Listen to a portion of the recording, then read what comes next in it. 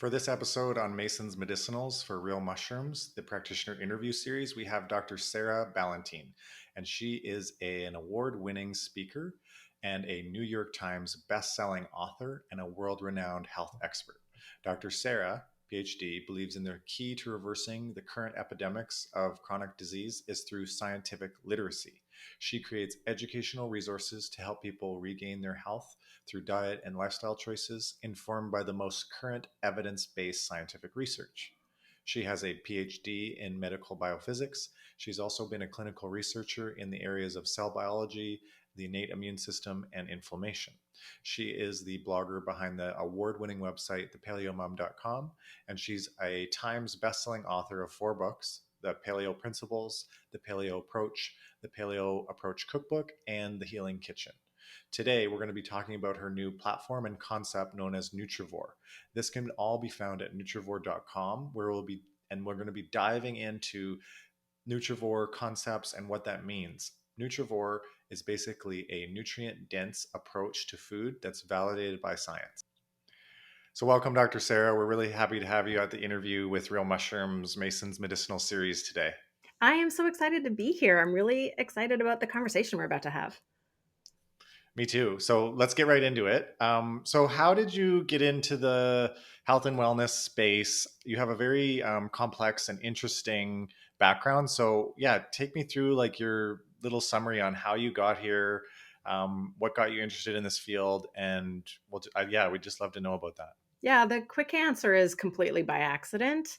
Um, my training is as a medical researcher, and that was my career path until my own personal health challenges really started setting limitations on what I was able to do. And I ended up taking some time off after my first daughter was born, planning on using a National Institutes of Health program called Reentry Grants for Women that allow women to kind of take time off for whatever reason women have to take time off an academic career. And then it sort of funds your reentry. And I'm like, I need to just take a step back. This is too much balancing a, early academic career where you're working 60, 70, 80-hour weeks every single week in order to establish a research program and a baby and a dozen health conditions.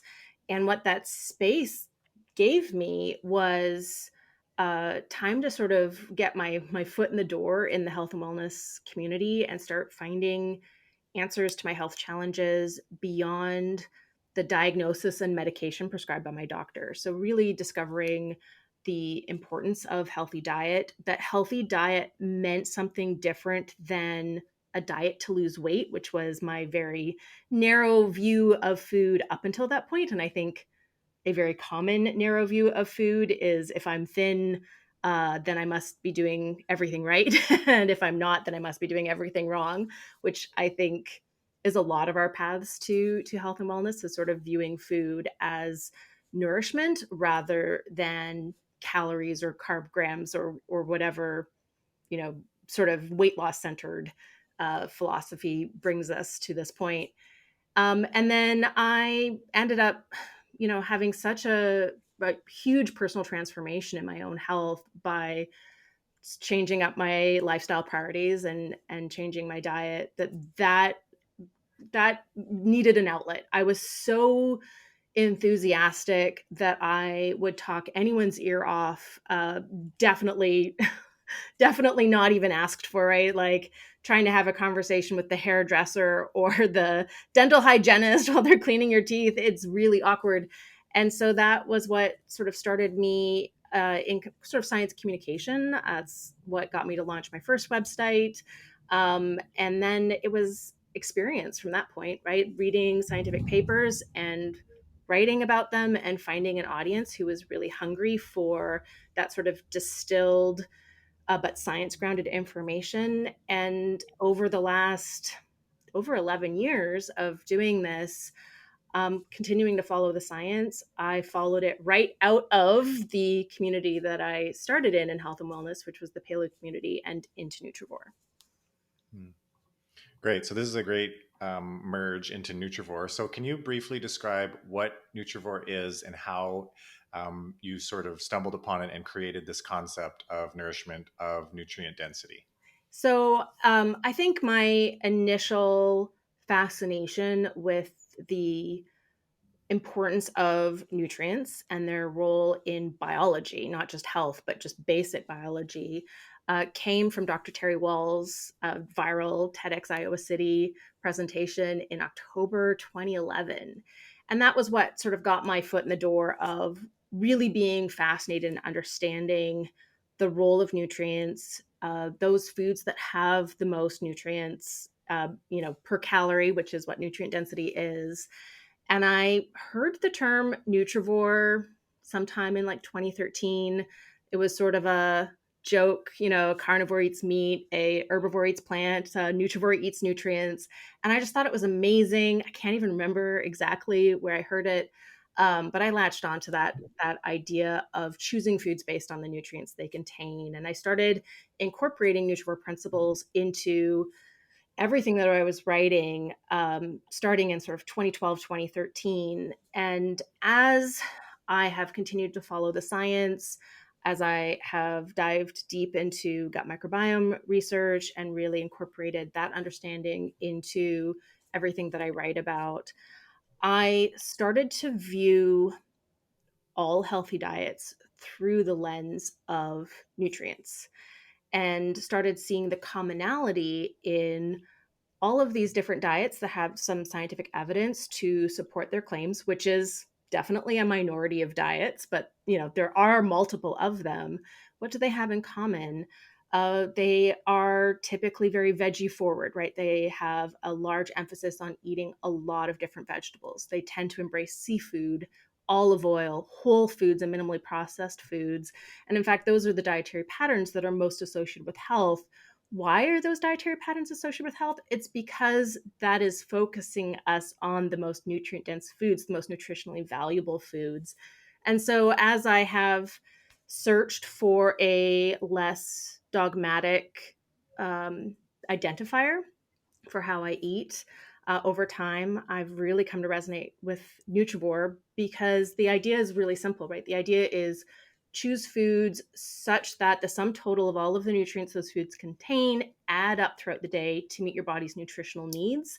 And it gets us completely away from yes food lists and no food lists, from red light foods, right, green light foods, gets us away from a really dichotomous approach to food, which I think for me and for many people eventually caught up with me. There are a number of psychology studies that show that dichotomous diets increase the chances of weight regain as well as increased risk of eating disorders. And I came to my health journey with a history of binge eating disorder.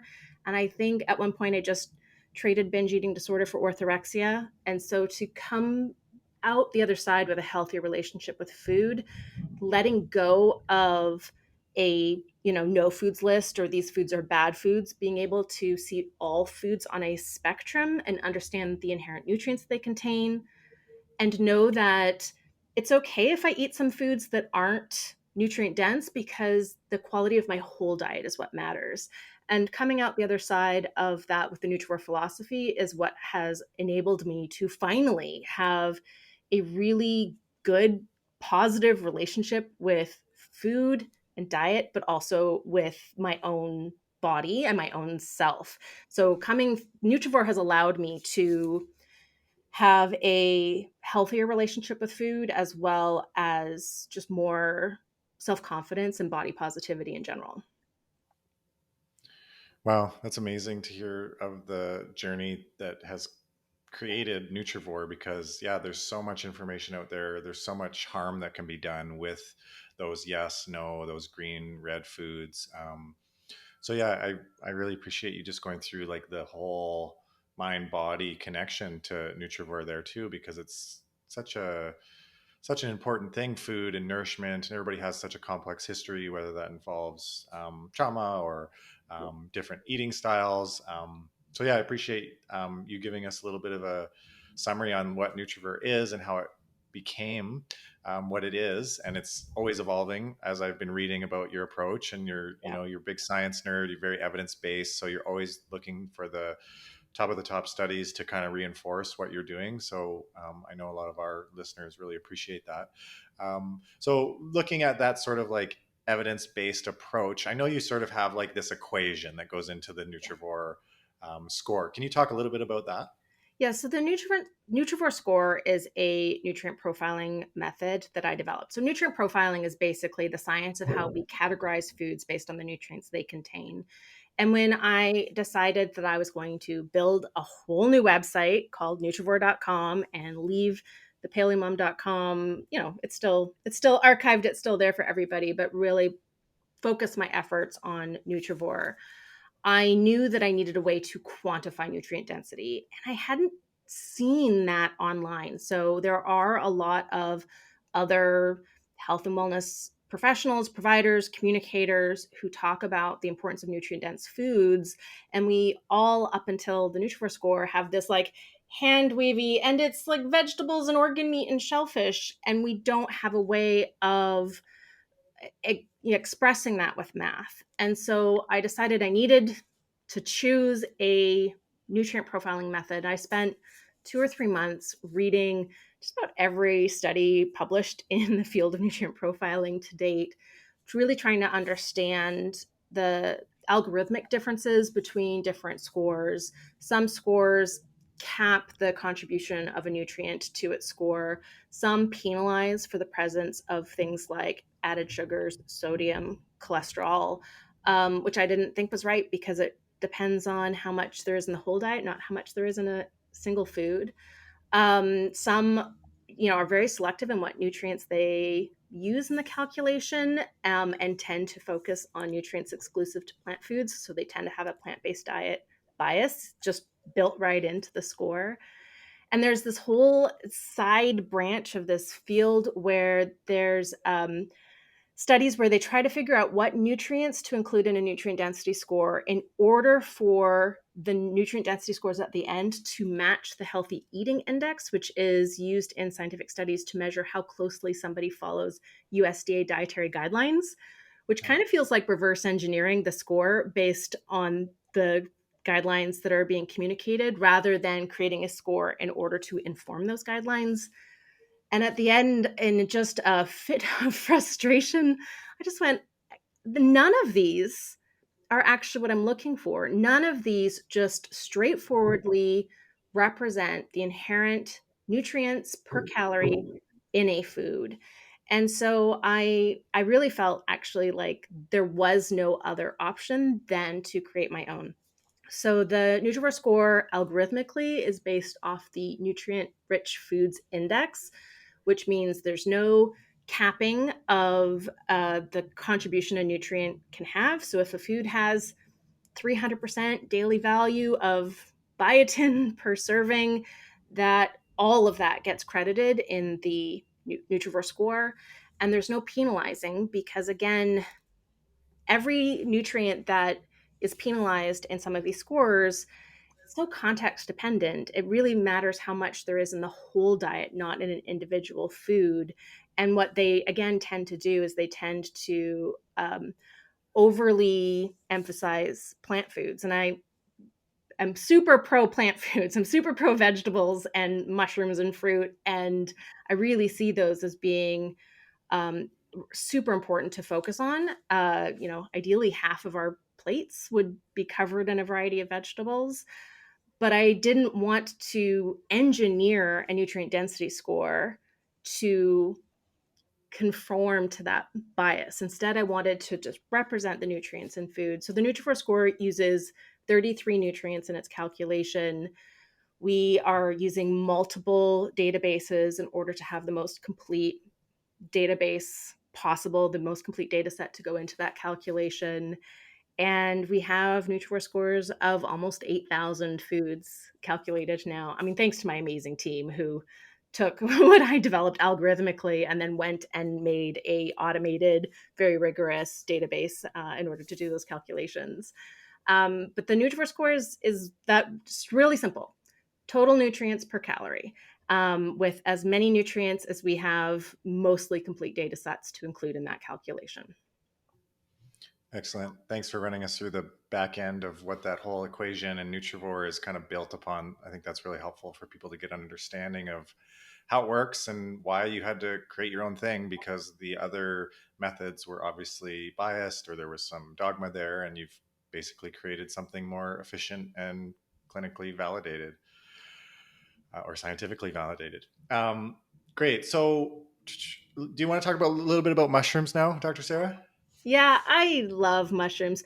Um, let's nerd out about mushrooms. So Okay. mushrooms are a very unique food in our diets because they are not plants; they're fungi, or fungi. I've heard that both pronunciations are acceptable. So whatever pronunciation listeners want to roll with. I can go. I'm just going to switch back and forth randomly and pretend that both are good. So, because they come from a completely different kingdom of life, they have nutritive chemical structures that are really unique compared to the analogous, right, cell wall structures that you might get in a plant food. So, because of that, you get some really unique phytonutrients in mushrooms that you're not getting elsewhere, right? Mushrooms are a fantastic source of not just polyphenols, which are pretty easy to get in a lot of different plant foods, but triterpenes. And there are a huge thousands of triterpenes that are unique to mushrooms. Those are our only food source. And then they also have fiber types that are completely unique, that the only other place we're getting something like chitin or chitosan fiber is exoskeletons. And not too many people are eating insects these days. I would argue mushrooms are a much more approachable food than insects. So you're getting, these super unique fiber types that have been shown to be extremely beneficial for the gut microbiome. Alpha and beta glucans that are quite different in the sort of detailed structure compared to the beta glucans in oats, for example. So you're still getting just really fantastically unique fiber structures. And then mushrooms are the absolute, like by orders of magnitude, best source of a really special amino acid called ergothioneine, which has been nicknamed the longevity vitamin because of the amount of scientific studies showing that it reduces all-cause mortality and extends lifespan through antioxidant, anti-inflammatory, sort of anti-aging effects. It's been shown to reduce risk of all of the health conditions associated with aging. And while you can get a little bit of ergothioneine in some other foods, small amounts in like lentils or chicken, huge amounts in mushrooms. It does not take very many servings of mushrooms a week to have huge benefits. So there have been studies that have shown that 100 grams of mushrooms per day can reduce all-cause mortality risk by as much as 24%. But there's other studies that show that there's not really a strong dose response with mushrooms. So eating any amount of mushrooms reduces mortality risk compared to eating no mushrooms. So we can just say like any amount that you're eating is going to be benefiting your health compared to most other foods. The more you eat, the better. And with mushrooms, certainly that's true. But with mushrooms, any amount is going to be beneficial, just because there's such a huge step from zero to any. And then your step up from there is a little bit smaller, not statistically significant. And so they're just such a phenomenally beneficial food. They have some of the highest Nutrivore scores of any that I've calculated. They range from about 1,500 for something like chanterelles, where there's incomplete nutrient data, to 4,500-ish for something like shiitake mushrooms. I wish there was more nutrient data for the medicinal mushrooms, because I would love to know their Nutrivore scores, because they're so much higher in phytonutrients. My guess is their Nutrivore scores would be in the 6, 7, 8,000s, but I don't have enough data to be able to tell that for sure. But yeah, I feel like mushrooms are one of the most underrated vegetables. They're culinary vegetables. And I think there's enough to be said for the value of mushrooms that I can make a pretty solid argument that they should be their own food group, right? Fruits, vegetables, mushrooms, just because they're so nutritionally unique and nutritionally valuable. Great. That's a really good run through of why medicinal mushrooms and Culinary mushrooms are so important. And just for reference, you gave some scores there with the Nutrivore ratings. What are some other really high foods, like in that 4,500 or 5,000 range, that would be up there with mushrooms? Yeah, so the other foods that you're getting in that kind of range are brassicas, the cruciferous vegetable family. So foods Mhm. like kale, Brussels sprouts, cabbage are all going to be in the 2 to 5, 6,000 range. You're also getting leafy greens. So there's a lot of leafy greens. I mean, kale's both a brassica and a leafy green, but spinach is 4,000 and change. So chard, rainbow chard is six and a half thousand. Um, so you're getting a lot of, so those foods are very comparable in terms of total nutrients per calorie. It's obviously a different nutritional breakdown, a different nutrient profile. And then organ meat is the only, like really, and actually out of organ meat, really only liver has scores in that range. So that's I mean, liver's just a gangbusters. Just about every nutrient you could possibly want, other than phytonutrients, is extremely high in liver. And tea and coffee tend to end up with ranges and or scores in that range, as well as low calorie foods that tend to be just really good sources of phytonutrients. There's a little bit of B2, a little bit of biotin, but mainly their scores come from the phytonutrients. So it's interesting to be able to say, like, in that score range, there's some very different foods, and that's because nutrient density being defined as nutrients per calorie and not nutrients per serving or nutrients per amount of weight of a food. You can kind of put foods that have a lot more, like a lot higher caloric density versus very low caloric density, like tea and coffee. It's like 1 or 2 calories per cup. You can put them on kind of a similar playing field in terms of nutrients per calorie, but obviously per serving, you're going to get a lot more nutrition out of a serving of liver or mushrooms or Brussels sprouts than you're going to get out of a cup of coffee. Wow. Yeah, it's interesting to see all those, yeah, varying different foods all kind of in the top Nutrivore scores. And yeah, you're right. They're so different, but Yeah. also very similar The across the board. highest, the most nutrient dense food out of everything I've calculated is canned clam liquid. It has a nutrient Wow. score in like just over 14,000. And it's in part because there's so many nutrients in clams when you can them that leach out into the liquid, and it's very low calorie, but it's kind of a fun, to me it's such a, I'm just nerd out over the calculation because it's such a fascinating lens through which to look at food and look at the value of food.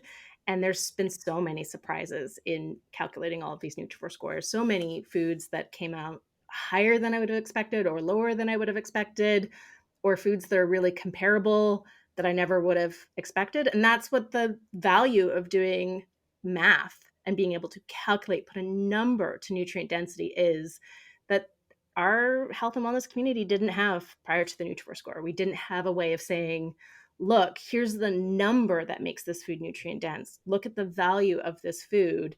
Now, instead of waving our hands and saying vegetables, organ meat, fish, and shellfish, we can say exactly which foods are the most nutrient dense because we've got a number to show it. This is getting really unique in the health and nutrition world, is these equations and yeah, that merging of like math and biology. So we're really happy to have really smart and brilliant people working on this behind the scenes, like, and in front of the scenes as well. So, Dr. Sarah, I know some of your research background has been in the innate immune system Mhm. and inflammation, and you're obviously very well versed in sort of the autoimmune world through your work with Paleo Mom and that whole offering that you've been really perfecting over the years. So, I had a question just about those with autoimmune conditions and them eating mushrooms. We know that mushrooms have varying different ratios of potency, like you mentioned, like the extracts, you'd love to study them. And then there's the simple culinary ones at the store. Do you ever have people asking you questions about how do mushrooms impact people with autoimmunity? We'd love to hear your quick or long take on this. Yeah. So, when I was first really developing the autoimmune protocol, I made a line between culinary mushrooms and medicinal mushrooms. So culinary mushrooms, you're eating the whole mushroom, absolutely, valuable health promoting food, absolutely counts as an AIP food. But medicinal mushrooms at the time, I mean, this is like 2012, 2013, when I was doing this initial foundational work on the autoimmune protocol. Most of the studies looking at the impact of medicinal mushroom extracts on immune function were the context of cancer.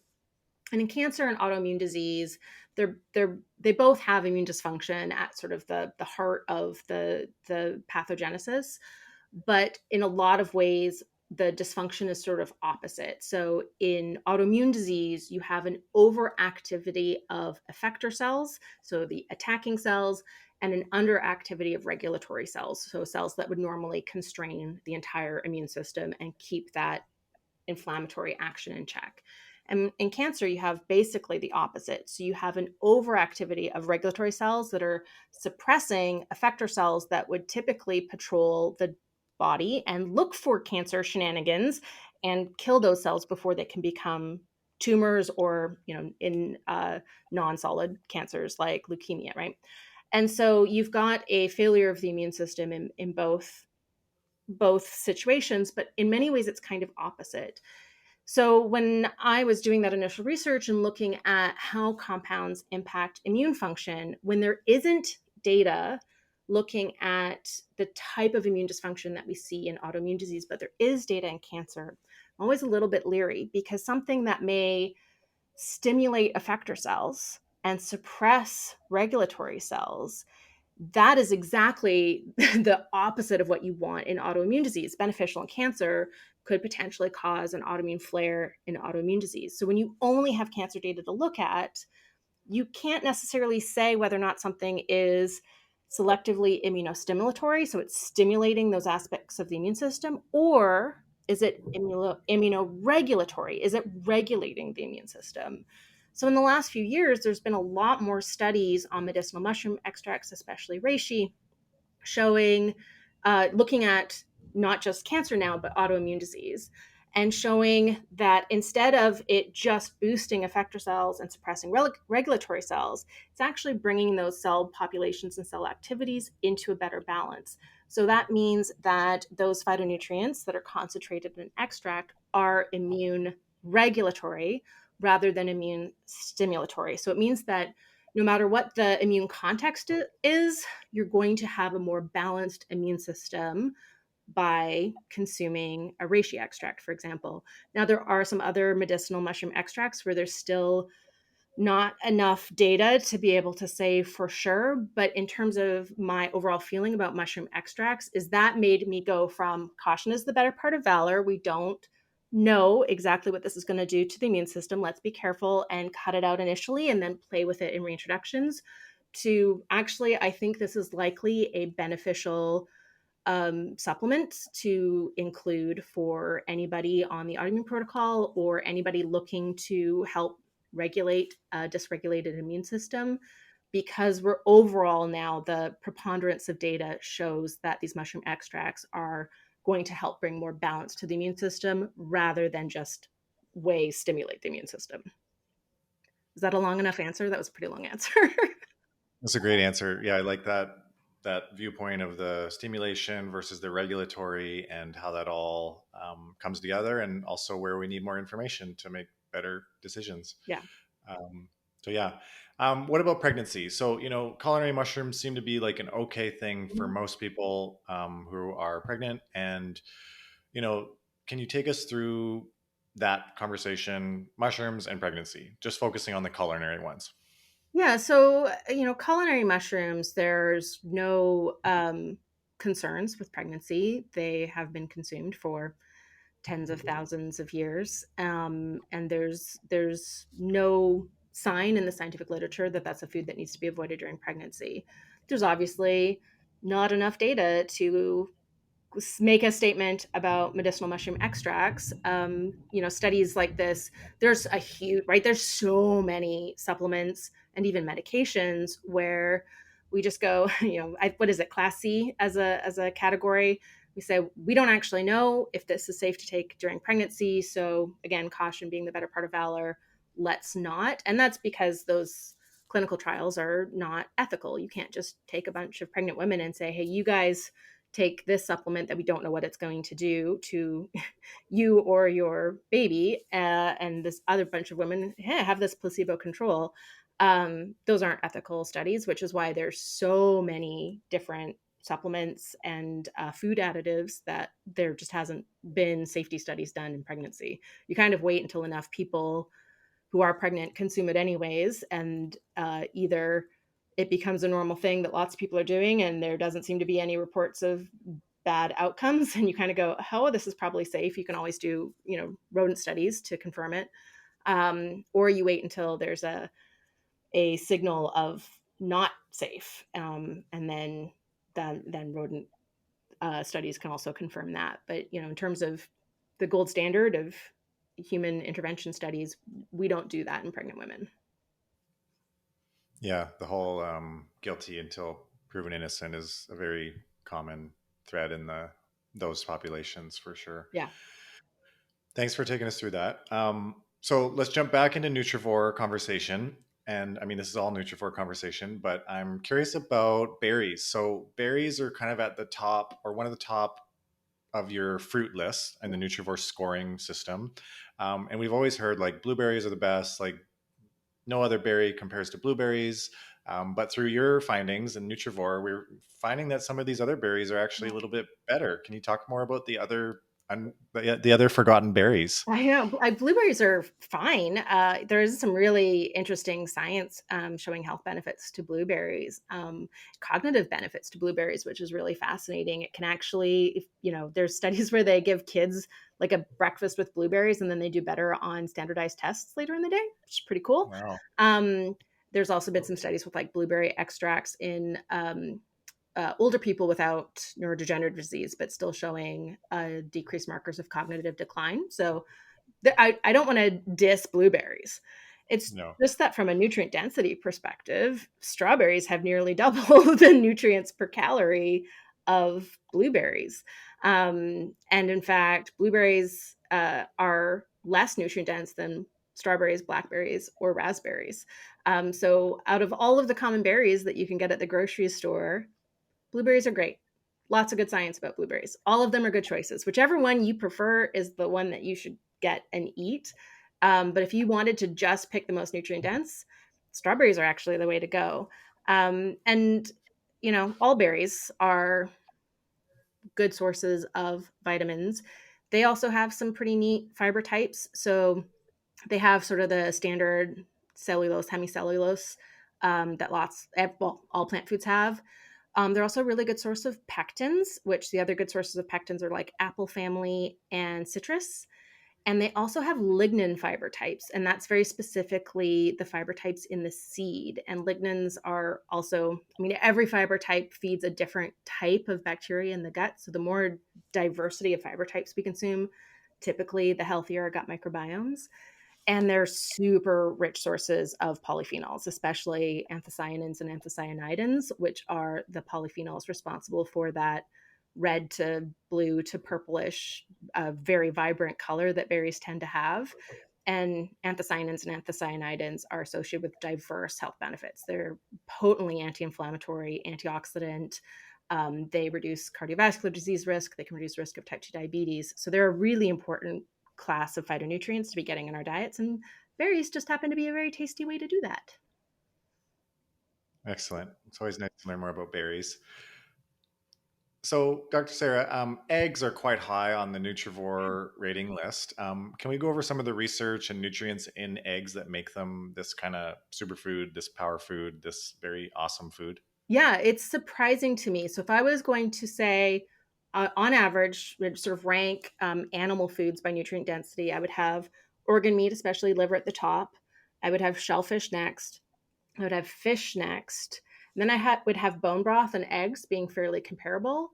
And then I would have like meat, like red meat and poultry would be at the bottom of that list. So eggs surprised me in terms of how nutrient dense they are. And their average Nutrivore score is about 380 compared to 250-ish, 200-ish for most meats. And so, that's a substantial difference. And it's because eggs are extremely good sources of B vitamins. They're some of our best sources of biotin. The yolks also have carotenoids, which we don't get in very many animal foods. I mean, we're getting some from, salmon, fish that has a pink pigment that comes from a carotenoid called astaxanthin. But eggs have like lutein and zeaxanthin, which we normally only get from plant foods. And they're also mineral rich, so they're great sources of selenium, for example, calcium, iodine, and they've also got some really cool beneficial fats. So phospholipids, especially in that yolk, like phosphatidylcholine. And so overall, plus a really easy to digest protein. I mean, nearly 100% digestible protein. So overall, they're actually impressive in terms of their nutrient density.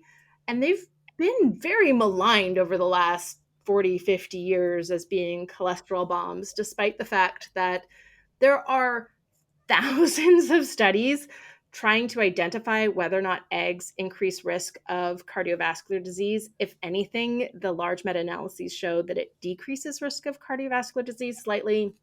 There's actually still, even though there's probably millions of people across all of these thousands of studies, the meta-analyses still can't tell whether or not eggs increase or decrease risk of type 2 diabetes, decreases risk of most cancer types, slight increase in a couple of cancer types. But overall, these huge prospective studies have really failed to show substantial health risks from consuming eggs, and definitely eggs in moderation, like 6 to 8 eggs a week, does not have any signal for a negative health impact. So I think eggs are a food that I went from being sort of agnostic on generally to being a fan of, just again because of the amazing lens that this calculation gives to sort of look at food. But also there's thousands and thousands of studies looking at whether or not eggs and the cholesterol in eggs actually increase serum cholesterol. And we know now that dietary cholesterol for most people doesn't translate to serum cholesterol. Excellent. Thank you for educating us on eggs and all of their glory. Um, what about herbs? I noticed that herbs very high on the Nutrivore rating, especially fresh herbs, I believe. Can Yeah. you talk a little bit about herbs? What kind of herbs maybe are maybe not which ones are better, but yeah, can you talk about herbs? Maybe some of your favorite herbs yourself? So herbs and spices in general are a very, very potent sources of phytonutrients. It's the phytonutrients that give them their distinctive colors and flavors. And so we're choosing them as flavoring ingredients, right? They're seasonings. But the same thing that gives our food flavor from those herbs and spices are the beneficial phytonutrients. And each one has a different health benefit profile. So it's really hard to make broad sweeping generalizations. If I was going to, the sweeping generalization of the benefit of, mainly polyphenols that are in these foods, I would say, well, broadly, they are anti-inflammatory, antioxidant. Many reduce cardiovascular disease risk, many reduce cancer risk, many reduce Alzheimer's and other neurodegenerative disease risk. Many are liver protective. Many can help improve the health of the kidneys. Right? I would just many reduce diabetes risk. Like pretty much every beneficial health outcome you can expect, you're going to get from a bunch of different phytonutrients. So, of course, the best way then to benefit from phytonutrients is to choose a wide range of foods that are good sources of them. So that's fruits and vegetables in general. But what's so fantastic about herbs is it's a really simple way to very quickly increase the nutrient density of a meal. So simply taking that time to add some herbs to whether you're garnishing at the end or you're flavoring your food as you're preparing it, embracing spices. And just from a sort of a cultural perspective, the last 10, 20 years, there's been a sort of a push towards a simpler preparation of whole foods, right? Having the food taste like the whole food, which is certainly it has classist origins, and it sort of uh, puts a lot of cultural foods as a second tier food, which is absolutely not okay. And so I think one of the things that the Nutrivore score does is show the value of herbs and spices and the value of a lot of cultural foods that lean heavily into a sort of select set of seasonings that give those foods their distinctive flavors, colors, textures, and actually elevates the value of those foods. So one of the best things all of us can do at home is play with herbs, grow some herbs in, little pots on your windowsill so you have fresh ones all the time, or grow them in your backyard, whatever space you have. Many of them are very easy to grow. Many of them you can grow year round, especially indoors, and embrace the flavor, and just how much more variety you can have cooking sort of the same meat. For example, you can season it completely differently and you'll have a completely different meal experience. And I think getting back to loving different spices and herbs and using them excessively, like using like abundantly in our meals, is a great like life hack for increasing nutrient density. Great. Thanks for running through the herb conversation and the spice conversation and how that plays into, yeah, anything from creativity into the kitchen to different flavor and taste profiles and nutrient density. Yeah. I think, like with this concept of nutrient density, I think a lot of people will be surprised that they can incorporate it no matter what sort of diet or macronutrient or nutrition strategies that have been working well for them can be added on. So, if somebody has like a cyclogenic ketogenic diet, or they eat more carbs, or they are more paleo, it's just really interesting to see that all these concepts could just work very well with any sort of diet. And I think the listeners are going to really appreciate this concept and all the work you've been doing because of that. With that being said, some people do seem to tolerate carbohydrates a little bit better. Some people not so much. Can you talk a little bit about that conversation around why some people may do better on a high carb diet, maybe why some might do better on a lower carb diet? Yeah, I mean, we have ranges, sort of accepted macronutrient distribution ranges, AMDRs is what they're called. They're fairly wide ranges in general, right? 30 to 60% calories from carbohydrates, 20 to 30%, or 10 to 30% for protein, and then sort of 10 to 40% for fat. So we know that anything in those ranges is going to be healthy. And obviously, there are some diets that manipulate macronutrients. I think it's probably a whole other interview to talk about the mixed data on a lot of those, and the lack of science behind a lot of the claims that a lot of those diets make. But certainly, in terms of carbohydrate tolerance, it's complex, right? It's how flexible your metabolism is, has a lot to do with the nutrient density of your diet. Do you have the nutrients that your body needs to metabolize carbohydrates or to metabolize fats? Has a lot to do with lifestyle. So, not getting enough sleep, being sedentary, being stressed, all decrease insulin sensitivity and can impact how your body responds to carbohydrates. Can also impact how your brain craves them. And so, human biology is phenomenally complex, and it's one of the reasons why it's so fun to study. But metabolic typing in general has been debunked in the scientific literature. But that doesn't mean that there isn't a narrower part in that macronutrient distribution range that someone will feel their best in. And you kind of don't figure what that is out until you start playing around with it. But you're right, like the power to me of the Nutrivore concept is that it's not a diet. There are no good foods and bad foods on Nutrivore. There's no prescriptive, you have to eat these things to be a Nutrivore. To me, Nutrivore is about expanding our nutrient awareness and really understanding what nutrients are in what foods, where we can get the most nutrient bang for our caloric and sometimes actual buck.